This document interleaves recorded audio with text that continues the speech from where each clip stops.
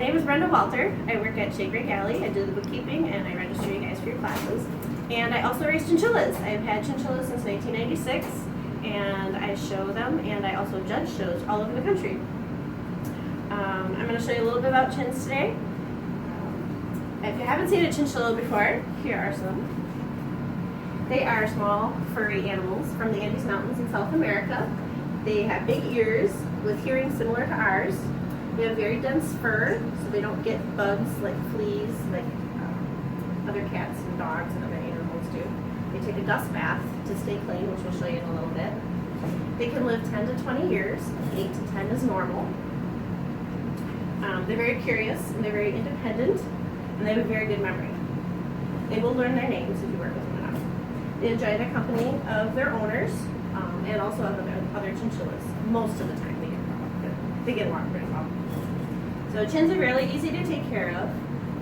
Having a nice big wire cage is best with a pan that pulls out to put the shavings in. I like to use pine shavings because they're very absorbent and they smell nice and fresh when they're clean. We clean the cages once a week. They can get kind of stinky at times.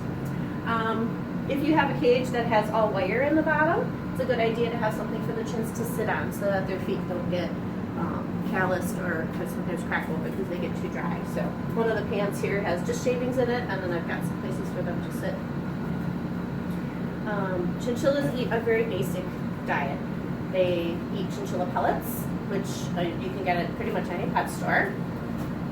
They eat a grassy hay, and they need fresh water. They don't necessarily need treats, but sometimes owners like to give them treats, obviously. You can use like an unsweetened shredded wheat or an unsweetened Cheerio or even oatmeal for treats. Like I said before, they come from the Andes Mountains in South America, so they don't really have a lot of fresh fruits and veggies available at all times of the year, and so it's not a good idea to feed them fruits and vegetables. They're really, really bad for their digestive system. So just stick with the basics. They do take a dust bath. We give the chins here a dust bath every week. When I'm getting ready for a show, the show animals get a dust bath every day. So we're going to show you how they take a dust bath. Anybody's ready?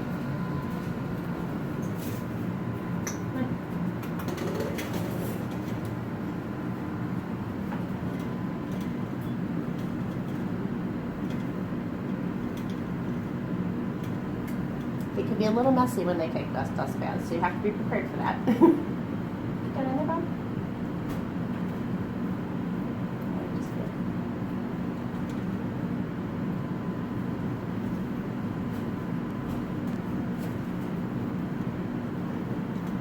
That's Bob. He's 6. The violet one, he's 15. And the mosaic up here, he is 17. His name is Louie.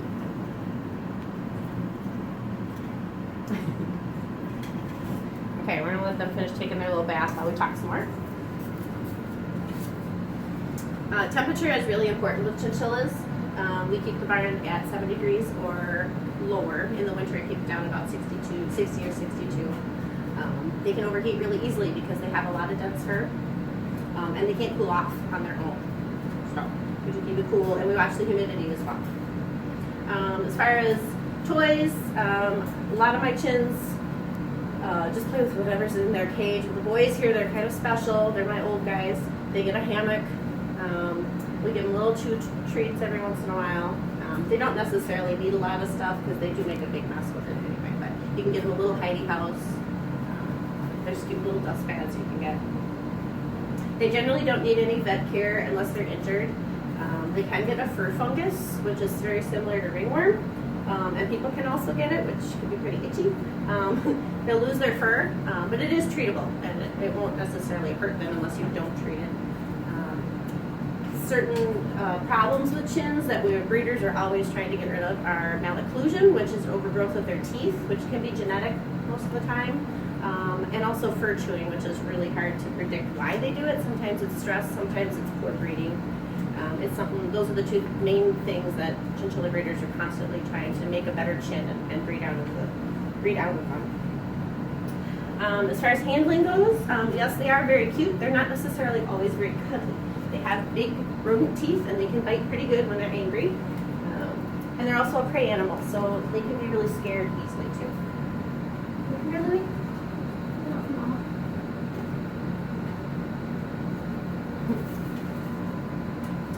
best ways to hold a chin, especially if he's unfamiliar with you, is to hold him at the base of the tail, right up near his butt, and support his body. Hey, buddy. Say hi to everybody. Once they're comfortable with you and you're in a safe spot, usually you can just let them kind of climb around. Like I said, they aren't cuddly like a cat or a dog necessarily. Some chins can be, but it's a little more rare. You just have to be kind of careful with them. If, especially little kids like to hold them like this, of course he's going to be a good boy. A lot of times they'll squirm when you hold them around the middle. Again, prey animal, they think they're getting caught, so they're trying to get away. And it can hurt them if you squeeze them too hard. So you just want to support their body and give them a nice place to sit.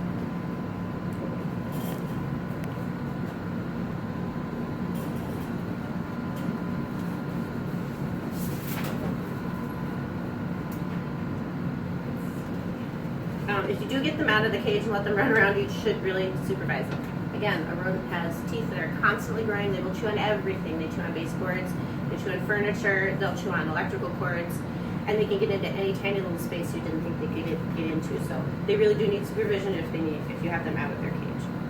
A lot of times folks want to get them toys and things they can play in outside or out in the room.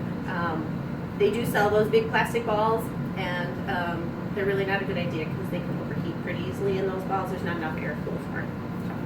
So those are the basics of how to take care of a chinchilla.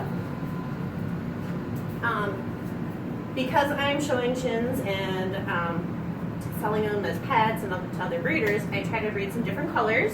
So I'm going to show you a couple of those right now. This one is called a standard gray, which is the closest to their wild color.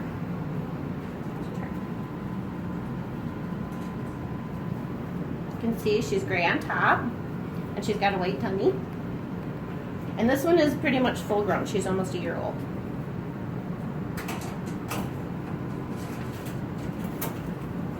One of the other colors that we raise are mosaics.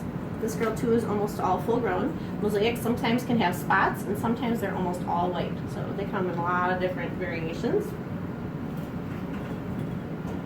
This little girl is called a black velvet. See, she's black on top and white on the bottom. And this one's only about 4 months old. She's got some growing to do yet. We also have about a 4-month-old ebony male, and he is black on top and black on the bottom. The ebony gene makes them the same color all the way around. Two of my favorite colors to raise are beige. You can see she's kind of a sandy brown. They come kind of lighter color beige like this all the way up to some darker colors, and beige have a white tummy as well. And my very favorite color is called violet, and they're kind of a dove gray, and they're white, have a white tummy too. Now there are some other colors and mixes of colors, but I don't have necessarily all of them, and they would all fit up the table. Because I was talking about showing, I was going to groom a chin for you quick too to show you how that's done. I think we'll groom this little white one.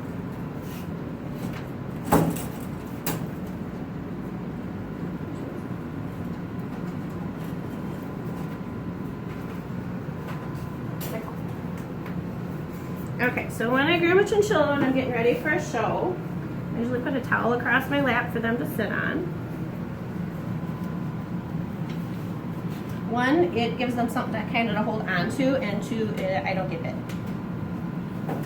usually.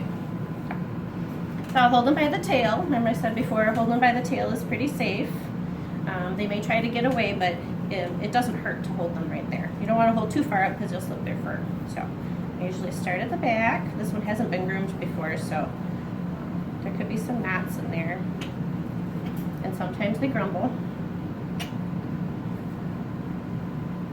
Still.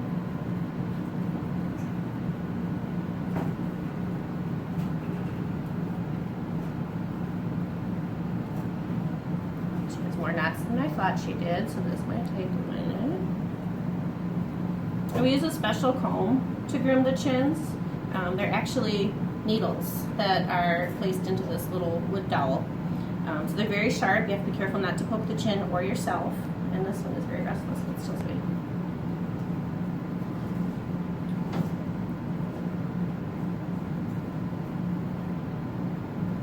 I picked a more calm one, I guess. It's still sweet.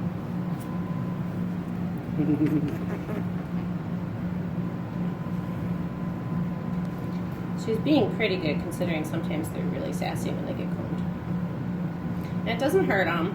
They do have a lot of loose fur, especially this time of year. They're shedding a lot with this warm weather. And so the old dead fur is what we're trying to get out and make them nice and pretty and fluffy. Chinchillas will grow half of their, they'll get new fur every 3 months. Half of their fur is new every 3 months. So if they do lose a spot of hair, it's going to take at least 3 months to grow that back in. So we'll just do a quick little run down the middle here to show you what it's like. Okay, fair amount of fur out of her. Still sweet.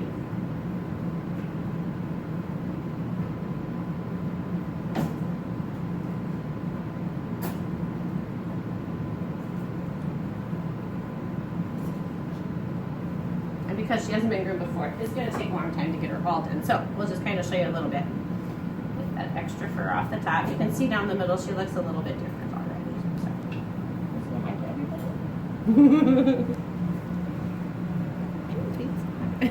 She does not want to cooperate.